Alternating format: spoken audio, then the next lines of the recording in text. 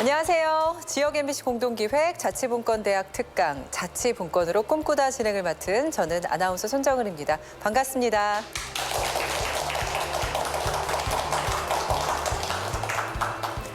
네, 이번 프로젝트는 전국 16개 지역 MBC가 공동으로 기획했는데요. 오늘은요, 자치분권위원회 위원장님을 모셔볼까 합니다. 김순우 위원장님을 앞으로 모시도록 하겠습니다.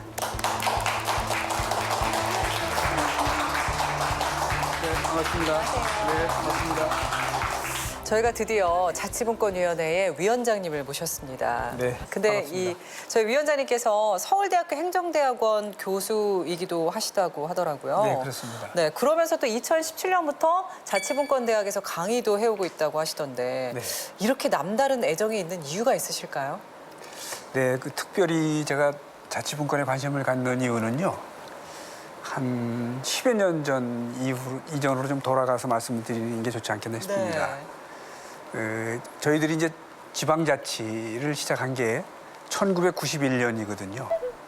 근데 1961년에 5.16이 일어나면서 지방자치가 폐쇄가 됐었고요. 그다음에 이제 91년도에 재결되는데 그 재개된 배경에는 70년대, 80년대 민주화 운동의 산물입니다. 민주화 운동 하신 분들이 지방자치를 부활해야 된다고 주장을 해왔고, 당시 그 부활되는 지방자치는 오늘 저희들이 논의하고 있는 자치분권 주민자치에 관련된 게 아니라 지역 주민들이 대표를 뽑는 지방자치였었어요.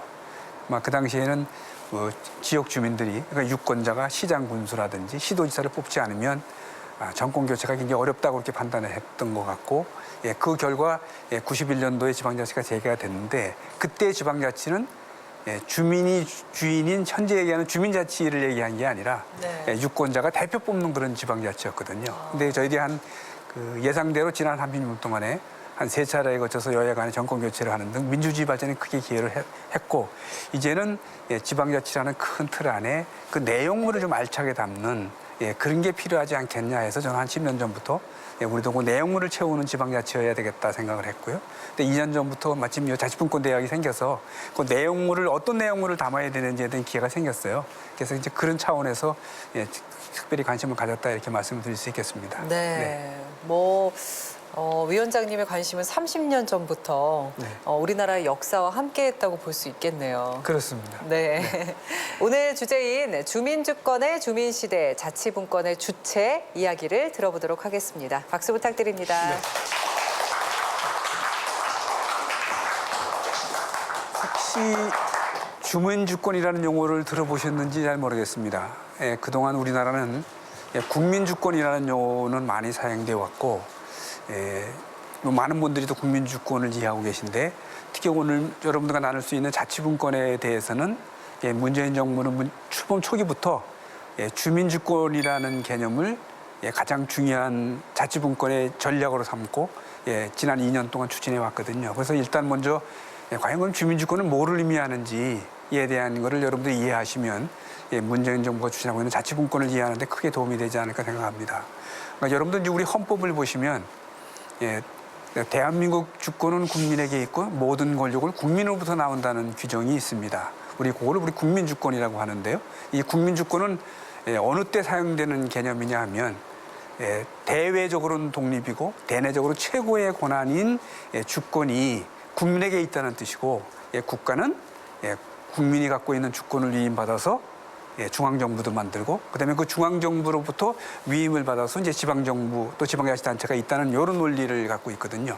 그런데 이제 그 반대로 주민주권이라는 개념은 국민주권이 국가와 국민과의 관계를 얘기하고 있다면, 이 주민주권은 지역 공동체 내에서 공동체와 주민 또는 지방정부와 주민과의 관계를 의미한다고 보시면 되겠습니다. 그러면 이 주민주권은 지역 공동체 또는 지역사회에서의 주인은 주민이라는 뜻이거든요.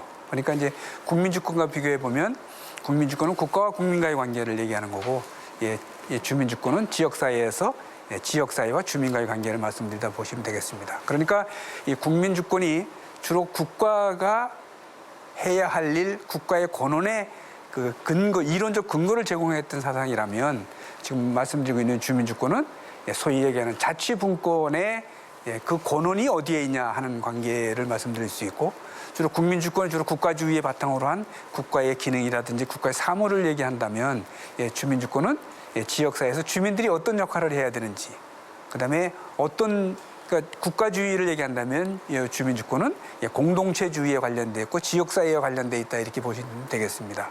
그러니까 이제 주로 국가가 나라를 지키고 사회 안전을 유지하고 이런 일에 초점이 맞춰졌다면 주민주권이라는 개념은 지역사회에서 주민의 삶을 어떻게 하면 내가 어떻게 결정하고 또 주민의 삶을 어떻게 또 제고할 수 있는지 주민 각각 개인의 참여라든지 이런 거에 중점을 두시면 되겠습니다.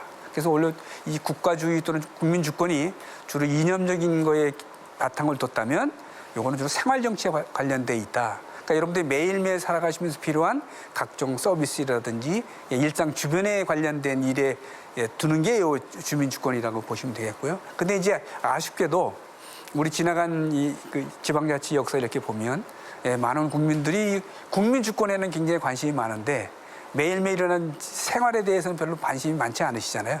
그래서 그게 좀 다른데 실제는 살아갈 때 필요한 거는 지역사회라든지 또는 지역 공동체가 더 많이 필요하기 때문에 앞으로는 국민주권도 굉장히 중요한 개념이지만 주민주권의 개념도 굉장히 소중하다 하는 거를 그렇게 이해해 주시면 저는 좋지 않겠다 생각을 하고요. 그러면 주로 이제 우리가 국민주권 할 때는 대의민주주의입니다. 대개 주체가 여러분들이 뽑은 뭐 지방의 의원이라든지 아니면 시장 군수라든지 시도지사가 이렇게 여러분들이 뽑은 대표가 주인이었다면 주민주권 시대의 주인은 바로 나다, 지역 주민이다 하는 점에서 근본적으로 많이 다르다 이렇게 보시면 되겠습니다. 자, 그러면 이제 이 주민주권이라는 사상을 이해하시면서 저희가 이제 주체는 누구이냐 이제 이런 말씀을 드릴 텐데요. 그러면 아까 말씀드린 대로 국민주권 시대의 주체가 국민과 국가라면 주민주권 시대의 주인은 지역 주민인 게 되는 것이죠. 그러니까 이제 내가 이제는 주인으로서의 책임도 좀 다하고 또 해야 할 의무도 이행하는 뭐 그런 차원에서 이해해 주시면 좋겠다. 자, 그러면 이제 주민찰리의 기본적인 원리와 이제 나가는 방향이 있을 텐데 그 오늘 말씀드리려고 하는 주민자치는 어떤 적인 기본적인 원리에 의하고 또 어떤 방향에 관련된 거를 이제 말씀드리고자 합니다. 여러분들이 그 학교 다니실 때 자유민주주의라는 말씀을 많이 들으실려나 잘 모르는데 이 자유민주주의라는 말은 자유주의와 민주주의를 합성한 용어거든요. 그래서 그 앞에 나오는 자유주의를 먼저 이해하셔야 되지 않겠나 싶습니다. 이 자유주의라는 말은 삼라만상 중에 인간이 가장 소중하다는 거거든요. 그러니까 대한민국 국민이면 각각 다 개인이 굉장히 소중하다고 하는 기본적인 사상이고 근데 민주주의라는 건 굳이 국민이 주인이라는 그런 사상 아니겠습니까? 그 앞에 나와 있는 자유주의를 기본적으로 하고 있다 이렇게 말씀드릴 수 있겠습니다. 그러니까 소위 주민주권, 지역사회에서의 주인은 주민이지만 그때의 주인이어야 하는 이유는 기본적으로 자유주의의 뿌리를 두고 있다 이렇게 보시면 되겠고요. 자, 그다음 두 번째 사상은 뭐냐면 공동체주의입니다. 제가 아까 지역 커뮤니티, 뭐 마을 뭐 이런 걸 많이 말씀드렸는데 여러분들이 갖고 있는 기본권을 신장하는 방법이 본인이 열심히 해서 하는 방법도 있고 또 때로는 이웃과 손을 잡으면 혼자 하실 때 훨씬 더 쉽게 하시는 방법이 있습니다. 우리가 이거를 흔히 공동체주의라고 하는데 우리가 얘기하는 주민자치나 이거는 지역 공동체주의하고도 굉장히 관심이 있다 이런 말씀이고요. 자, 그럼 자유주의가 극도로 발전하게 되면 자유주의의 이면에는 늘 뭐가 있냐면 경쟁이 있거든요. 그러니까 각자의 개인이 다 소중하고 각자가 각자의 권리를 위해서 열심히 노력하게 되면 경쟁이라는 게 생기게 될 텐데 이 경쟁이 생기게 되면 경쟁에서 이긴 사람과 진 사람 간의 차이가 발생하게 돼서 격차가 발생하게 됩니다. 그래서 이 발생된 격차를 이렇게 좁혀주는 일이 필요할 텐데 우리가 그런 거를 우리가 평등주의라고 하는 거거든요. 자, 그러면 제가 말씀드린 대로 이 주민자치 또는 주민주권이라고 하는 개념 속에는 각자가 소중하다는 자유주의 기본 사상을 기본으로 하고 그다음에 이웃과 같이 해야 된다는 공동체의 사상도 기본으로 하고 또 격차가 발생했을 때는 이거를 또 줄여야 된다는 평등주의 사상도 같이 하고 있다 이렇게 보시면 그런 사상 후에 태생된 개념이라고 보시면 되겠고요. 자, 그럼 이게 어떠한 방향으로 발전해야 되냐 하면 자, 여러분들이 각자가 더 소중하고 주인이라고 한다면 스스로 결정하고 그다음에 결정한 데에서 스스로 만약 혹시 재정적 부담이 따른다면 또 참여도 해야 되고 또 부담도 줘야 되고 또 자기가 되는 게 책임도 져야 되는데 뭐 이러한 일련의 과정, 소위 자기 자주 결정의 책임을 이어지는 그런 방향으로 주민자치가 발전해야 되지 않겠나 이런 생각을 합니다. 자, 그 이유는 제가 지난 30년 동안의 지방자치를 말씀드렸는데 우리가 지난 30년 동안 이루었던 지방자치를 전공용어로 단체자치라고 합니다. 이 단체자치라고 하는 말은 지방자치의 주인공이 단체라는 의미죠. 그러니까 예를 들면 지방자치단체라는 말씀 들어보셨을 텐데 그래서 이제까지 지방자치법을 보시면 대개 주어가 단체입니다. 지방자치단체는 뭐 이래 해야 한다. 지방자치단체는 이래야 한다. 하는 이런 표현을 쓰는데 앞으로 주민자치 시대가 되면 그 주체가 주민이다 이렇게 생각하시면 되겠습니까? 주민들이 참여해서 또 참여한 주민들이 또 결정도 하고 결정한 데서 책임지는 이런 선순환 구조를 만들어 가는데 우리가 이거를 주민자치라고 이렇게 보시면 되겠습니다. 자, 그러면 주민자치가 발전을 하려면 주민자치를 뒷받침하는 주민들의 자치의식이라든지 자치 역량이 굉장히 필요하지 않겠나 이런 생각이거든요. 자, 그럼 여기서 말씀하시는 자치의식은 뭐냐? 제가 아까 말씀드린 대로 우리나라 지방자치가 나가야 할 방향을 정확히 인식하고 그 인식한 내용을 저는 실천하는 과정이 아닌가 하는 게 저는 자치의식이라고 하거든요. 이제까지 우리 여러분들 스스로 이렇게 물어보면 우리는 상당히 대정부 의존적인 생각을 많이 갖고 있습니다. 예를 들면 가령 지역에서 여러 가지 크고 작은 지역의 마을이 있으면 내가 이걸 어떻게 해결해야지? 우리 마을이 이걸 어떻게 해결하지 하는 생각보다는 아니 시청은 왜 이런 거 처리 안 하고 이렇게 가만 놔두지? 구청은 도대체 뭐 하고 있어?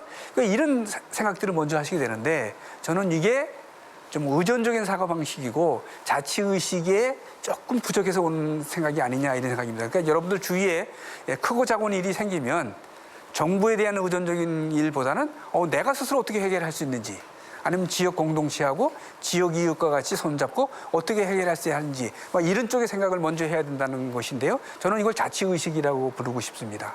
자, 그러면 자치의식이라고 하는 말은 앞으로 여러분들 주위에서 일어난 크고 작은 문제, 특히 여러분이 이제 해결할 수 있는 문제가 되겠지만은 그 문제를 스스로 결정도 하고 만약에 결정했다면 자기 결정에 대한 책임도 지고 혹시 재정적 부담도 따른다면 그 부담도 지는 그런 선순환 구조를 이루는 과정에서의 저는 자치의식이 굉장히 필요하다고 이렇게 보고 있습니다. 자, 그럼 자치의식만 갖고 있으면 안 되겠죠. 자, 그러면 이제 주민자치에 필요한 그걸 이제 실행할 역량이 좀 필요한데 저는 그걸 자치 역량이라고 좀 부르고 싶거든요. 자, 그럼 종종 여러분들이 지방자치를 더 강화해야 되겠다든지 더 발전해야 되겠다든지 하는 말이 나올 때마다 여러분이 듣는 말이 있습니다. 우리나라 아직 자치 역량이 안 된다. 이런 말을 흥룡 들을 텐데, 자, 그러면 주민자치 시대의 주민자치 역량이라는 게 과연 뭐냐? 저는 일단 한 세네 가지를 말씀드리고 싶은데, 첫째는 남의 말을 잘 듣는 능력입니다. 자, 여러분들이 이제 우리 사회가 적지 않은 갈등으로 많은 애를 쓰는데, 사람들이 만나서 얘기하는 거 보면 주로 본인 얘기는 열심히 하는데, 남의 얘기는 잘 안 듣습니다. 그래서 저는 자치 역량의 가장 첫 번째 능력은 남의 얘기를 잘 듣는 거다.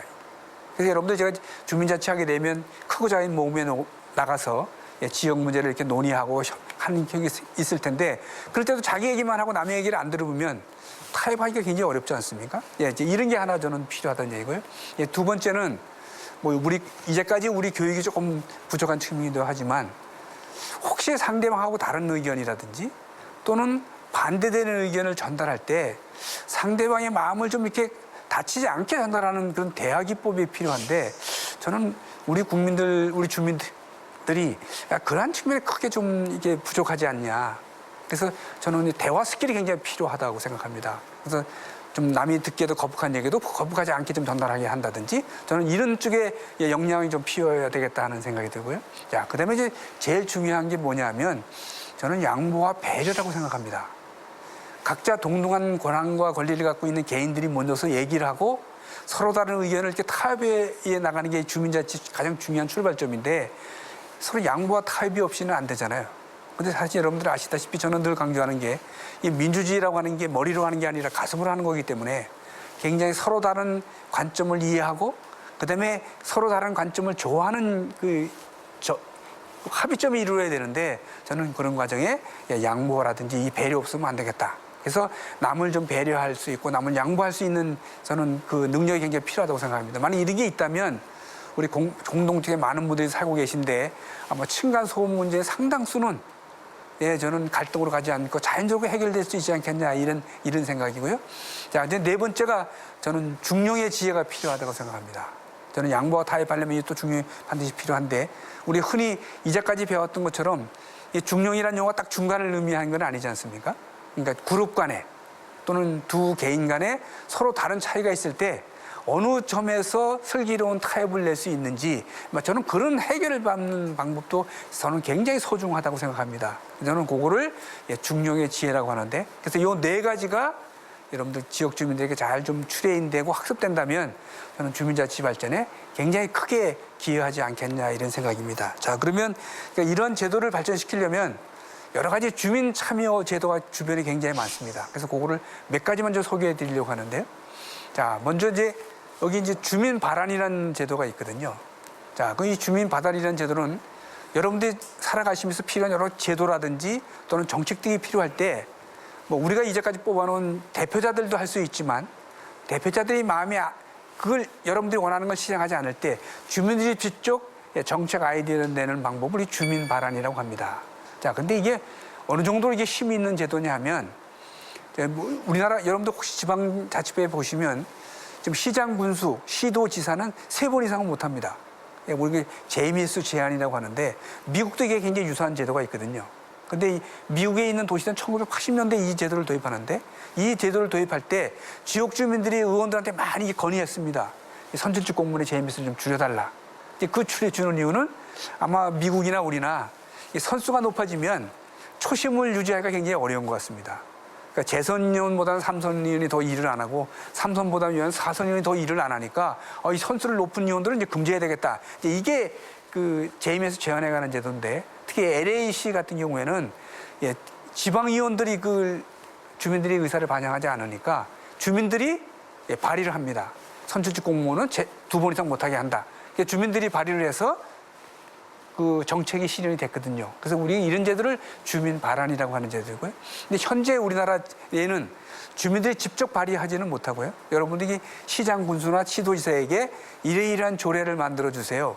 이렇게 건의를 합니다. 우리 조례 재개정 청구권이라고 하는데, 근데 이 제도를 여러분들이 직접 발의할 수 있는 직접 발안 제도로 하는 제도를 저희들이 법을 바꿔서 지금 국회에 발의해 놓은 상태입니다. 그래서 만약에 국회가 지방자치법 전부 개정안을 통과시키게 되면 여기 있는 것처럼 주민 여러분들이 직접 정책이나 아니면 조례를 발의할 수 있다는 제도고요. 자, 이 주민투표 제도는 지금 지방에서는 지방의회가 정책을 가장 결정하는 최고 정책 결정 기구인데 지방의회 대신에 주민들이 결정을 하는 제도가 되겠습니다. 그래서 아마 서울시 같은 경우에는 그 무상급식 조례에 관련돼서 아마 시민들이 투표를 한 예가 있고요. 그다음에 이제 여러분들이 시군구 통합이라고 하는 행정체제 개편을 하게 되는데 그때도 그 주민들에게 우리가 시가 통합하려고 하는데 주민들은 어떻습니까? 이렇게 물어보는 제도가 있거든요. 그때 최고로 정책을 마지막으로 하는 제도가 우리 주민투표라고 하는 겁니다. 그러니까 향후에는 주민자치가 더 발달되면 지역 사이에서 가령 예를 들면 동사무소 단위도 되고요. 아니면 마을 단위에서 마을 계획을 만들어 놓고 그 마을의 찬반을 주민투표로 결정할 수도 있다. 이런 말씀이 되겠습니다. 자, 그 다음에 세 번째 나와 있는 주민소환제도는 여러분들이 아주 현명하게 투표를 해서 대표를 뽑았지만 여러분이 뽑아온 제도가 여러분들이 기대했던 것 다른 경우가 있지 않겠습니까? 시장 군수도 마찬가지고요.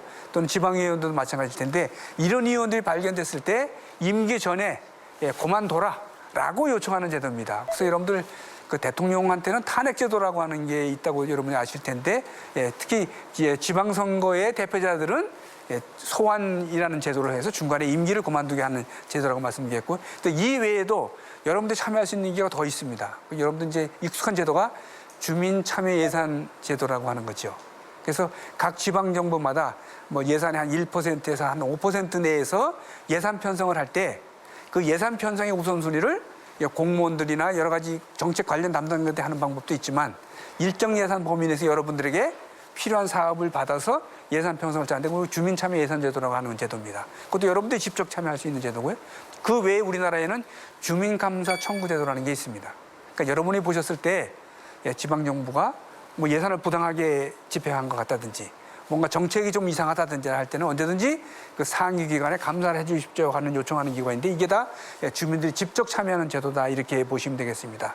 자, 그다음에 이제 이 제도 외에 우리가 관심을 가져야 되는데 관심을 못 갖는 제도가 지금 우리나라 인구의 한 60%가 공동주택에 살고 계신데 공동주택에 보시면 입주자 대표회의라는 기구가 있습니다. 우리가 이제 공동주택을 관리할 때 자칫 본인 입주자들이 스스로 관리할 거냐 아니면 관리 전문업체에 맡길 거냐 하는 걸 이 두 가지에서 전문업체에 맡게 되면 위탁관리라고 하는 위탁관리 제도라고 하는 것이고요.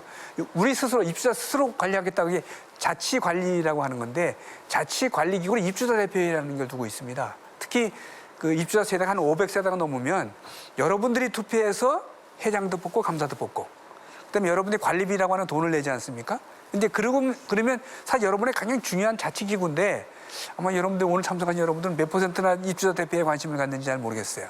아마 여러분들 관리비만 내시고 보시면 되게 관심을 안 가져서 뭐 나쁘게는 그 참여한 분들이 여러분의 관리비를 이렇게 횡령을 해도 모르는 사례도 많지 않았습니까? 그래서 이런 데에 직접 참여할 수 있는 기회들이 굉장히 많다. 그래서 앞으로는 여러분이 직접 참여하면 참여할수록 또 그다음에 이 외에 여러분 아마 주민자치위원회라고 하는 조직을 들어보셨는지 잘 모르겠는데 현재 읍면동 단위에는 1995년부터 주민자치위원회라는 조직을 만들어놨고요. 그다음에 저희들이 2013년도부터는 시범적으로 주민자치회라는 조직을 만들어놨습니다. 그래서 이 조직들이 읍면동 단위에서 지역의 문제라든지 또는 공동사무라든지 뭐 이런 것들을 처리하거나 수행하는 제도가 있는데 여러분들이 그런데 굉장히 직접적으로 참여할 수 있는 기회가 될 것이다 이렇게 봐주고 있습니다. 자, 그러면 이렇게 주민자치에 관련된 제도는 외국에도 굉장히 사례가 많은 거죠. 자, 우리나라 이제 지방자치 역사를 제가 한 30년 말씀드렸는데 여러분 3050 클럽이라고 혹시 들어보셨는지 잘 모르겠습니다. 3050 클럽이라고 하는 말은 국민소득 3만 불 이상의 인구 5천만 이상의 국가인데 그게 지구상에 많지가 않습니다. 우리나라를 딱 포함해서 7개 나라가 있거든요. 그러면 우리나라 앞에 있는 나라를 보시면 여러분 미국, 영국, 독일, 프랑스, 일본, 이탈리아 정도입니다. 우리 바로 앞에 이탈리아라는 나라가 있는데 보통 이런 나라의 예를 보시면 오늘 여러분들하고 저희가 얘기하고 있는 주민자치는 일찍부터 발전시킨 나라입니다. 그래서 우리 앞에 있는 나라를 제가 두 그룹으로 나누면 우리 흔히 영미법 계통의 나라라고 하는 나라들이 있죠. 그러니까 영국, 미국 이런 게 우리 영미법 국가이고요. 그다음에 우리 대륙법 국가라고 하는 나라들인데 그게 프랑스, 독일, 일본 이렇게 되고. 근데 사실 우리나라 법제는 독일에서 일본을 거쳐서 우리나라 온 게 굉장히 많습니다. 그래서 우리는 대륙법계의 계통이라고 하는 건데요. 자, 이 두 기관의 차이가 뭐냐면 대륙법 계통에 있는 지방자치는 제가 아까 말씀 단체자치 전통입니다. 되게 중앙지방관계, 중앙정부와 지방정부의 권한을 어떻게 나눠 가질 거냐. 그래서 주로 자치분권하면 중앙정부의 권한을 지방으로 이양하는 데 관심을 갖고 있다고 보시면 되겠고요. 그다음에 영미법 계통의 지방자치는 기관 간의 관계보다는 주민들이 참여해서 주민들이 결정하고 주민이 원하는 대로 어떻게 실천할 거냐에 두는 건데 그러니까 영국, 일본 같은 경우는 이미 우리가 단체자치라고 하는 지방자치를 논하기 이전에 태생적으로 주민들이 참여해서 결정하는 나라거든요. 그래서 혹시 여러분 들어보시는지 모르겠는데 현재도 미국의 동북 쪽에 있는 뉴잉글랜드 지방에 가시면 타운 미팅이라는 게 있어서 1년에 한 번씩 그 타운에 관련된 예산도 주민들이 결정한다. 또 여러분들이 직접 1년의 사업들에 참여해서 투표를 한다. 뭐 이런 거 혹시 들어보셨는지 잘 모르겠어요. 이게 다 영미법 계통의 나라들이거든요. 그래서 이런 나라들은 지역 단위 뭐 네이버후드 가버먼트라든지 또는 지역 커뮤니티 가버먼트라는 걸 만들어서 지역 사회에서 할 수 있는 다양한 일을 처리하는데 뭐 그렇게 우리처럼 큰 일을 하는 데도 있지만 그렇게 크지 않은 일들이 굉장히 많습니다. 그러니까 예를 들면 여름방학만 되면 여름방학이 길지 않습니까? 미국 같은 경우는 한 3개월씩 되는데 그러면 그 자녀 아동들이 어떻게 여름방학을 보낼까에 관심들이 많을 텐데 대개 지역에 있는 그 학부모들이 모여서 뭐 여름 캠프를 만드는데 자원봉사 중심으로 해서 거의 경비가 안 들게 한다든지 또는 지역의 공공시설의 관리를 어떻게 효율적으로 한다든지 그러니까 이런 전통들이 오래돼 있는 거죠. 영국에 가시면 이 페리시라고 하는 지역사회 커뮤니티가 있어서 뭐 여러분 우리는 사람들이 자꾸 하시면 우리 따로 공동묘지가 지역사회로부터 굉장히 멀는 데에 있는데 이 사람들은 그 공동묘지가 집 옆에 있다는 얘기는 들으셨죠. 그래서 그 공동묘지 관리를 지역에 있는 커뮤니티가 관리한다든지 이렇게 발전돼 있고 특히 영국 같은 경우에 페리시라고 하는 단위의 최하위 그 주민자치 조직이 있는데 이 페리시가 여러분 잘 아시다시피 교구라는 지구 아닙니까? 그러니까 성공회의 그 교구 단위의 이 페리시가 그 작은 단위에서 여러분들이 참여해서 여러분들이 할 수 있는 크고 작은 일을 처치하고 있다 하는 게 영국과 미국의 얘기였고요. 근데 단체 자치 국가에서도 주민들이 참여해서 전이하는 제도는 굉장히 많습니다. 우리 가까운 일본만 해도 19세기 말에 우리 시정촌이라고 하는 기구를 통폐합하면서 마을 커뮤니티가 굉장히 이제 없어질 위기에 처하니까 정례회라든지 또는 자치회라는 것을 만듭니다. 그래서 일본 같은 경우에 이 주민자치의 규모의 크기는 되게 우리 얘기하는 초등학교 정도의 규모를 공동체 단위로 보거든요. 그러면 뭐 그 공동체 나이에 뭐 지역 마을 축제를 한다든지 또는 공동시설을 관리한다든지 공동시설 관리라는 게 다른 게 아닙니다. 공중 화장실이 있을 때 이걸 공무원에게 맡겨서 청소를 맡길 거냐 아니면 지역사회에서 지역사회에 있는 분들이 돌아가면서 자원봉사를 할 거냐 그런 이런 얘기거든요. 또 이런 등등의 문제에 오랜 전통을 갖고 있다 이렇게 보시면 되겠습니다. 자, 그럼 해외 사례에 몇 가지 예를 하나 더 들도록 하겠습니다. 여러분 스위스에 가시면 베를린이라는 도시 들어보셨죠? 베를린이라는 도시가 우리 평창 올림픽 결정될 때 경쟁 도시였거든요. 근데 베를린 도시는 2차 라운드가 지나갈 때 드랍을 합니다. 그 신청서에서. 근데 그 드랍하는 이유는 주민 투표를 한 거죠. 그래서 우리가 동계올림픽을 할 거냐 말 거냐 이걸 결정한 주민 투표했는데 주민들이 반대를 해서 드랍을 하게 되는 거죠. 그러니까 우리 아까 주민 투표의 가장 대표적인 예가 되지 않겠습니까? 자, 그럼 왜 드랍을 했냐?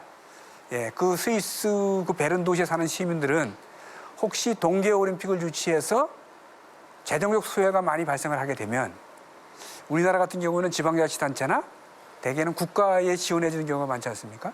근데 스위스 같은 경우는 그 부담이 시민들의 몫인 거죠. 그러니까 시민들이 뭐 예를 들면 세금을 좀 더 내야 된다든지 아니면 이런 부담금을 져야 되는데 그거에 대한 주민들의 결정이 이건 부담이 너무 많다든지 이렇게 결정한 게 가장 주민투표의 대표적인 사례가 되겠고요. 자, 그다음에 이제 우리가 주민자치 활성화를 하려면 이게 제도적으로 어디까지 보장해 줘야 되냐 이제 이런 게 굉장히 논란이 되거든요. 근데 이게 상당히 나라마다 다릅니다. 자, 우리는 현재 읍면동 단위의 주민자치회를 활성화하기 위해서 주민자치에 대한 그 제도적 근거를 좀 마련을 하려고 하고 있는데요. 근데 그 근거에 대해서 어떤 사람들은 이 주민자치는 이 제도로 규정하면 안 된다 이렇게 부정적으로 보는 분도 적지 않습니다. 근데 우리가 구체적으로 주민자치의 모양이나 이걸 정하겠다는 게 아니라 주민자치의 배경 이런 그 제도적 배경만 좀 깔아주겠다고 하는 것이거든요. 그래서 이런 정도에서 보면 제가 아까 말씀드린 대로 영국이나 미국 같은 경우는 뭐 워낙 도시마다 다르니까 뭐 다르다고 치고 영국도 법에서 다루는 기본적으로 그 페리시라고 하는 단위를 법에서 다루는데 그것도 일정 규모 이상 가령 일면 인구 한 500명 이상의 페리시에는 반드시 주민들이 참여하는 대표 의회를 선출하고 또 이 페리시 단위에서 그렇게 구성이 되면 세금도 부과할 수 있습니다. 지역 주민들에게. 그래서 이렇게 하는 제도고요. 그다음에 제가 단체자치국가의 프랑스라든지 독일을 말씀드렸는데 이 두 나라도 근거법이 있습니다. 주민자치를 활성화할 수 있는. 그래서 이런 기본적인 사항은 정하는 게 굉장히 좋다고 생각하고요.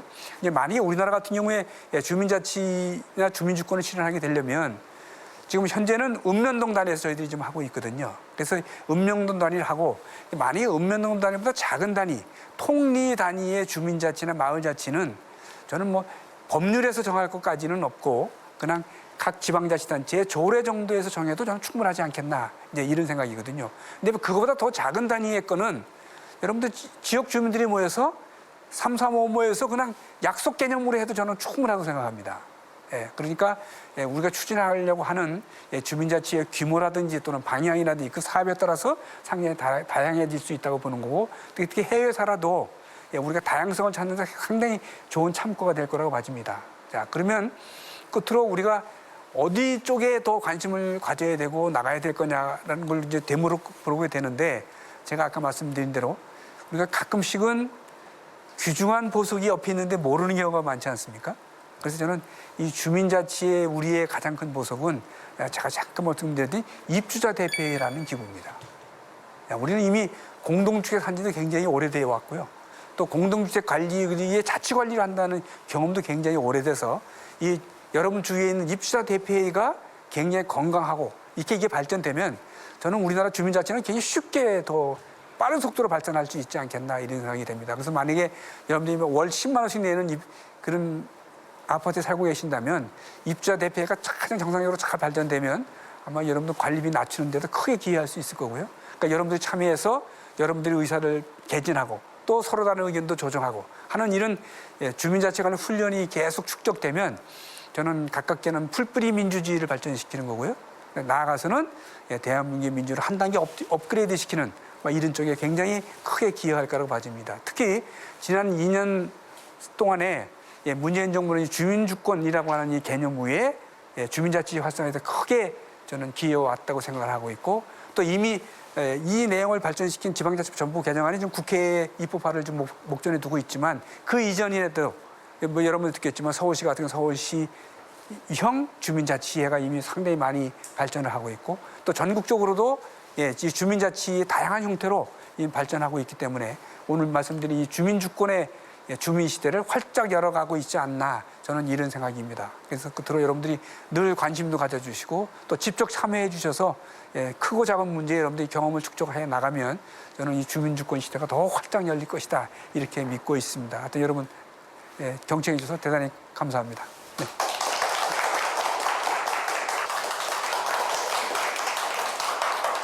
네, 오늘 좋은 특강 다시 한번 감사드립니다. 네, 고맙습니다. 네, 이 자치분권에 대해서 여러 가지 의미를 이야기해 볼 수 있겠지만 가장 쉽게 표현하면 주민이 주인이 되는 힘 이게 아닐까 싶거든요. 네, 그렇습니다. 네, 그렇게 생각하면 좀 이 자치분권이라는 약간은 어떻게 생각하면 좀 이렇게 딱 와닿지 않는 그 말이 좀 확실해질 것 같은데 어떻게 생각하세요?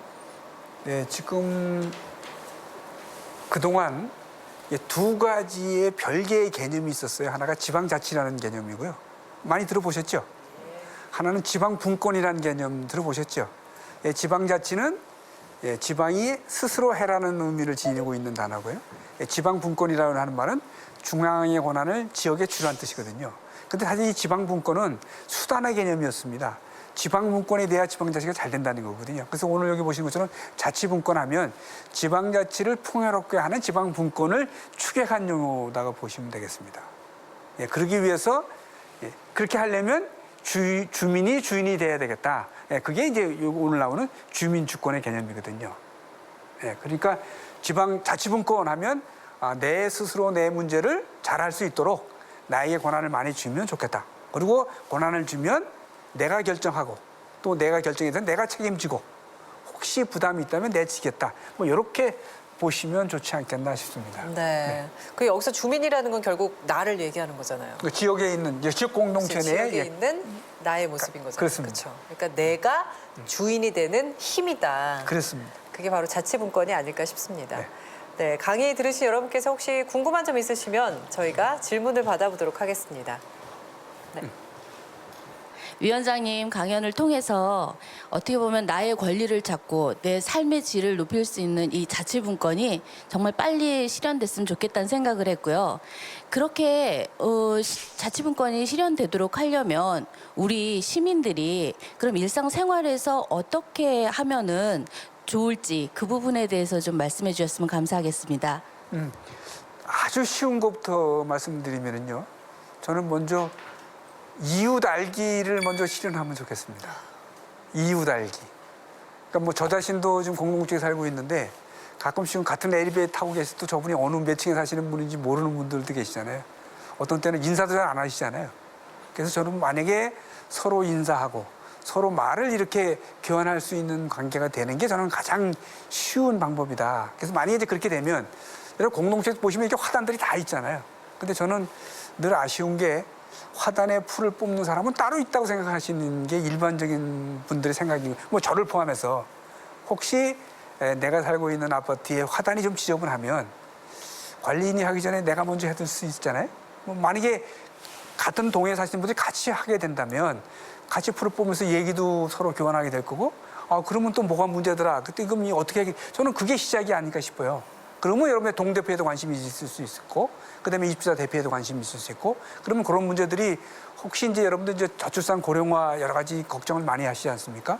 그럼 특히 우리나라의 한 60%가 공동주택에 좀 거주하시기 때문에 앞으로 이 공동주택 내에서 저출산 고령화를 대비한 여러 가지 우리 학습이 필요한데 저는 그와 같은 노력이 가장 저는 선결돼야 될 거라고 봐집니다. 근데 이게 발전되면 나가서는 우리 읍면동에 대한 뭐 참여도 걱정하시게 될 거고 또 가깝게는 여러분 주위에 있는 각종 뭐 봉사단체라든지 또는 직능단체라든지 또는 제가 아까 말씀드린 대로 또 주민자치위원회라든지 그다음에 나가 주민자치회 이렇게 발전해 갈 수 있지 않겠나 생각합니다. 그러니까 가장 손쉬운 것부터 관심을 가지고 참여하고 또 이렇게 훈련하는 거 저는 이게 가장 좀 소중하지 않을까 네, 그렇게 생각합니다. 네.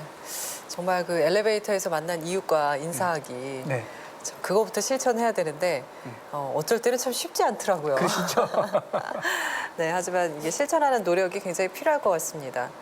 그리고 또 외국에서 보면 이렇게 어린 나이서부터 자연스럽게 뭐 반이나 뭐 동네나 이런 정치 참여라고 굳이 한다면 그런 참여를 많이 하잖아요. 그렇습니다. 그러니까 아이들도 그런 참여를 좀 많이 시키는 게 필요하지 않을까 싶어요. 그래서 지금 저희들도 그 학교 내에서 저는 자치 교육이 좀 굉장히 필요하다고 생각되는 거고요.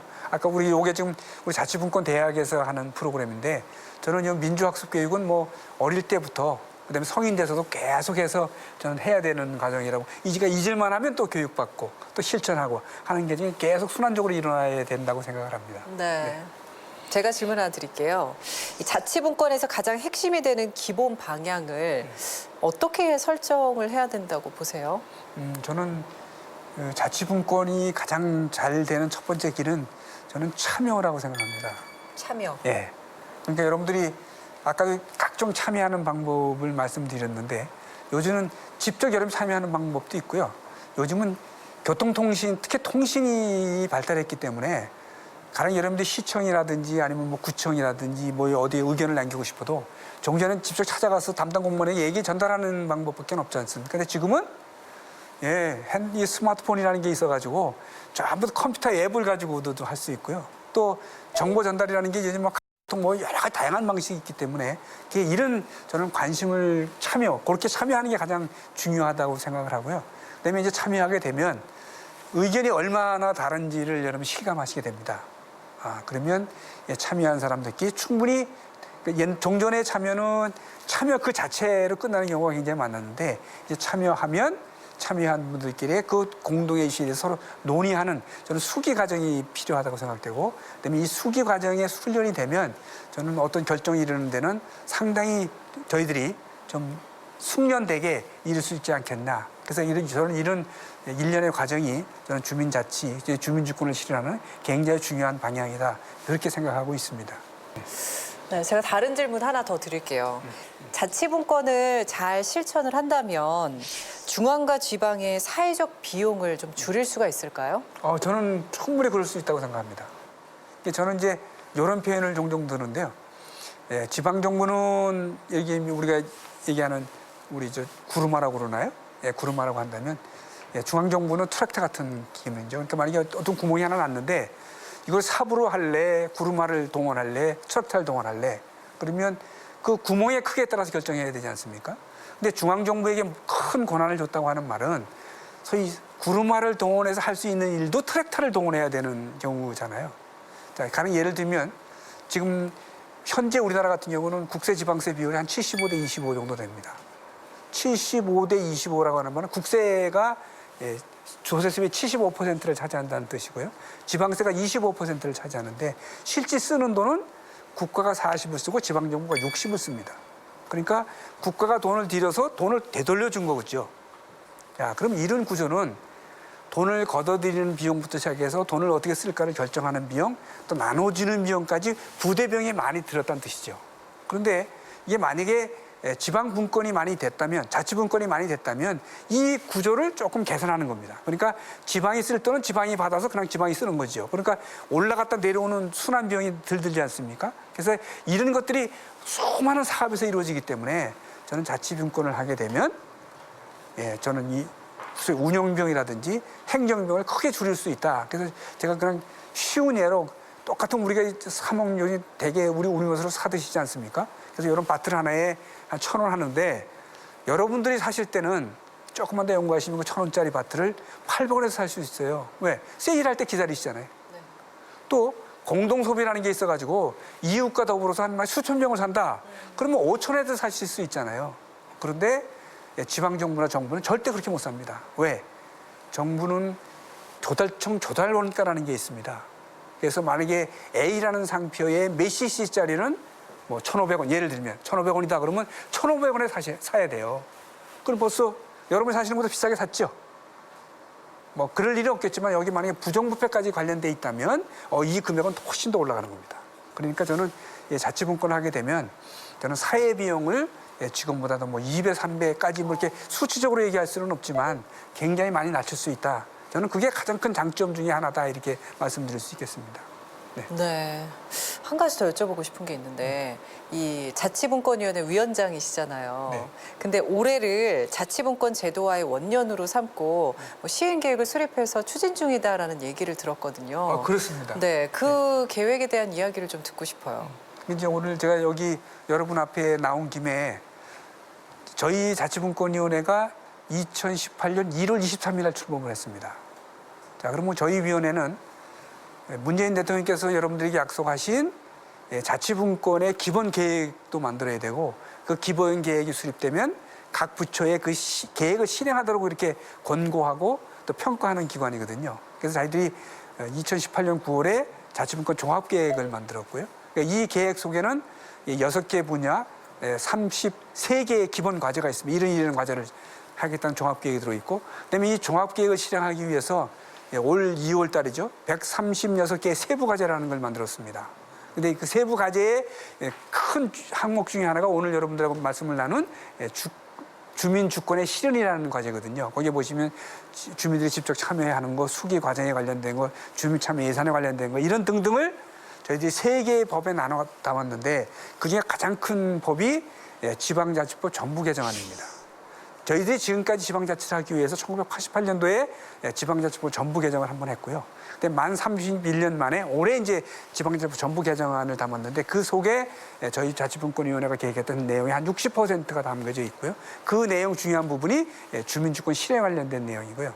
그다음에 이제 자치분권이니까 중앙정부 권한을 지방정부로 이양하는 건데 저희들이 한 570개의 중앙정부 권한을 한 개의 단일법안에 담아서 그 지방이약 일괄법이라고 하는 법 형태로 만들었고 이게 두 번째 법이고요. 그다음에 이제 외국에서는 지방자치가 굉장히 중요한 내용인데 저희들이 안 하는 2개의 영역이 있습니다. 그중에 하나가 경찰 영역과 그다음에 교육 영역인데 혹시 여러분들 영화 좋아하시면 NYPD, 뭐 LAPD라고 하는 영어 문자를 혹시 보셨는지 모르겠는데 그때 PD가 폴리스 디파트먼트 뜻이거든요. 그러니까 그건 LA 경찰, 뉴욕 경찰이라는 뜻인데 우리는 서울시에 서울지방경찰청이 있지만 서울시 경찰이 아니라 국가경찰입니다.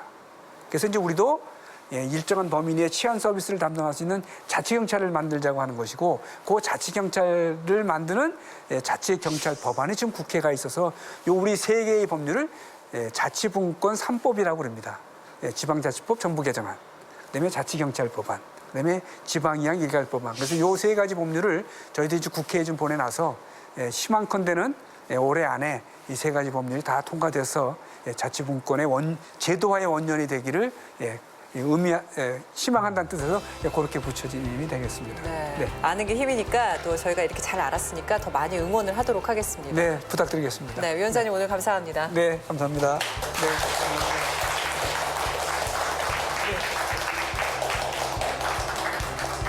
네, 오늘 이 시간이요. 자치분권 실현을 위해서 다양한 의견들을 모으는 아주 의미 있는 시간이 되었던 것 같습니다. 오늘 주민주권의 주민시대, 자치분권의 주체 이야기는 여기서 마무리하도록 하겠습니다. 시청해주신 여러분 고맙습니다.